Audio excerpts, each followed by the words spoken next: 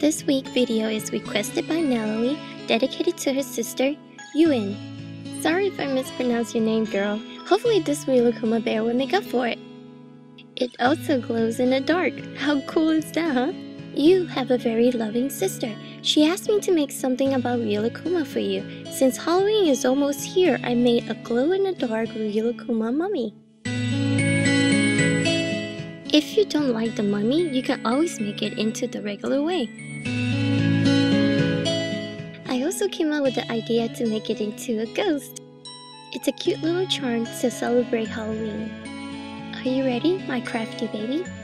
Let's begin. Start with clean hand. Rub small amount of clay onto your hand to remove any dust. I am making the girl Rilakkuma. I chose to use flesh color from Fimo.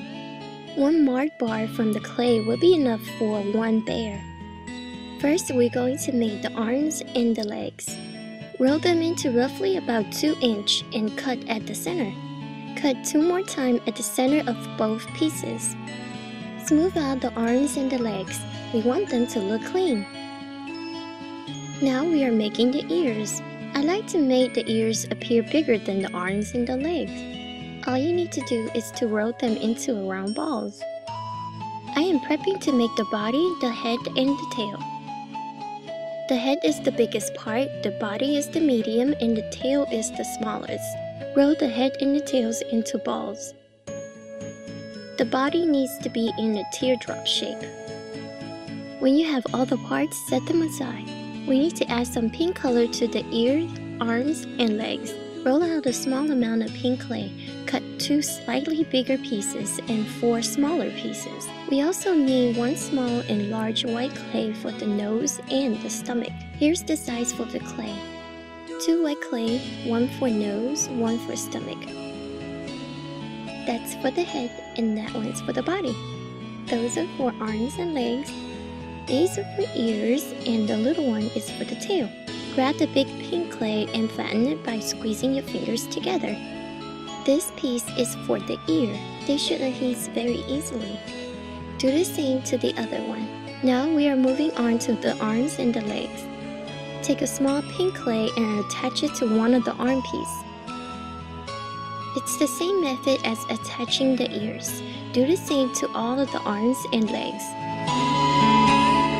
Take the small white clay. We are going to attach the nose. You don't want the nose at the center, but slightly lower. The next step is going to be the white stomach. Take the white clay and flatten it into an oval shape. Attach it at the center of the stomach. I'm going to use acrylic paint to mark the nose, mouth, and the eyes. You can also use black Sharpies. At this point, the bear is pretty much done. You can attach all the parts if you don't want to make it into a mummy. To celebrate Halloween, I'm going to use the glow-in-the-dark clay. It is super easy to make the mummy bandages. Randomly rolls out different sizes of clay. Use your rolling tool. It can be a pen or a craft knife like what I'm using to flatten the bandages. Now the fun part begins. There is no rule when it comes to wrapping your mummy. It really depends on how you want it to look. I think it's a good idea to leave her face uncovered. Because her skin tone is very close to the bandage color, I want to leave some part of her skin uncovered. It's good to layer the bandage a little bit, but not too much. You don't want the bandages to look too thick. Remember to leave some ends of the bandages hanging on the side. It gives the illusion as if the bandages is falling apart.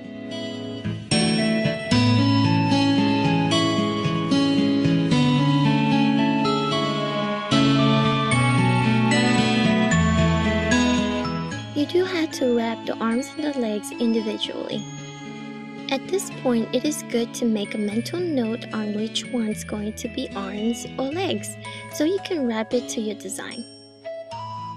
I like to make one of the bandages hanging from the arm. Now we're going to wrap the body.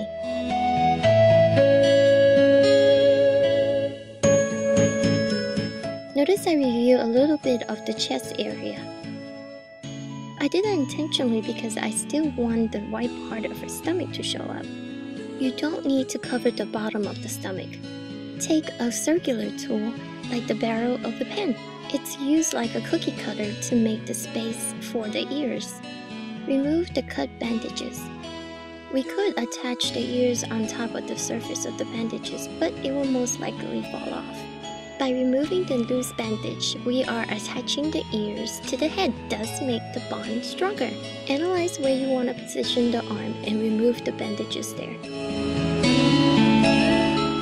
I am using the bacon bond. This is very optional. The bacon bond helps adhere the clay together during the baking. If you don't have this, don't worry about it. The glue really helps if you have very small detail work. If you don't have this, don't freak out. You can still attach everything just by pushing them together. Now we're going to attach the legs and the tail. This is why we didn't wrap the bottom of the stomach. Oh, one more thing. Remember to extend the bear's hand forward so make it look like it's walking like a mummy. I'm sure you guys noticed I didn't wrap the tail and the ears. I still want to see the characteristic of Rilakkuma bear show through the mummy. At this point, it's pretty much done. If you want to make it into a charm, just simply insert an eye pin.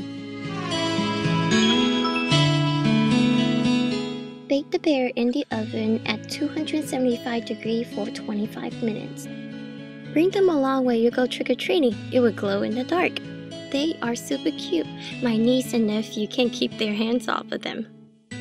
Cover them up and just watch the glow. And you also have the option to make it into the regular way. I hope all of you guys enjoyed this week's video. Just let me know if you'd like me to make the ghost one.